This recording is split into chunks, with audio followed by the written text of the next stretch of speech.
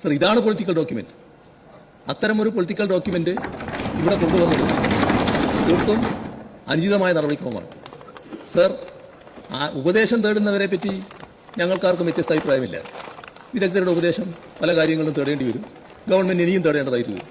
പക്ഷേ ധവളപത്രം തയ്യാറാക്കുന്നത് നമ്മുടെ ധനകാര്യ വകുപ്പായിരിക്കണമായിരുന്നു.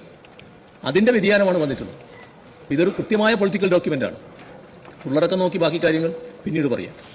ബഹുമാനപ്പെട്ട മുഖ്യമന്ത്രി, ബഹുമാനപ്പെട്ട പ്രതിപക്ഷ നേതാവ് ഇവിടെ നടത്തിയതാണ് പൊളിറ്റിക്കൽ സ്റ്റേറ്റ്മെന്റ്.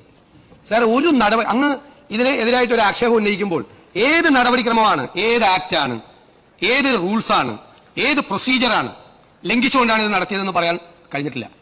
പിന്നെ ജസ്റ്റ് പറയാലോ ഇതാണ് പൊളിറ്റിക്കൽ ഡോക്യുമെന്റ്, അങ്ങനെ വായിച്ചു നോക്കിയിട്ട് പോലില്ലല്ലോ. വായിച്ചു പോലും നോക്കാതെ അങ്ങയുടെ കയ്യിൽ ഇപ്പോൾ കോപ്പി എത്തുന്നേ ഉള്ളൂ. അതിനു മുമ്പ് ഇതൊരു പൊളിറ്റിക്കൽ ഡോക്യുമെന്റ് ആണ് അങ്ങ് എങ്ങനെയാണ് മുൻകൂടി പറയുന്നത്? അത് മുൻവിധിയോടുകൂടി അങ്ങ് പറയാണ്, മുൻവിധിയോടുകൂടി. അതിന്റെ കവർ എത്തുന്നില്ല, അവിടെ ആ കവർ എത്തുന്നേ ഉള്ളൂ. എന്റെ കയ്യിൽ കിട്ടിയ ഞങ്ങൾ ക്യാബിനറ്റ് പരിശോധിച്ചുകൊണ്ട് എനിക്കറിയാം അങ്ങ് ഇത് കണ്ടിട്ട് പോലുമില്ല. കാണുന്നതിന് മുമ്പ് ഇതാണ് പൊളിറ്റിക്കൽ ഡോക്യുമെന്റ് എന്ന് പറഞ്ഞത് ഉചിതമായില്ല എന്നാണ് എനിക്ക് പറയാനുള്ളത്.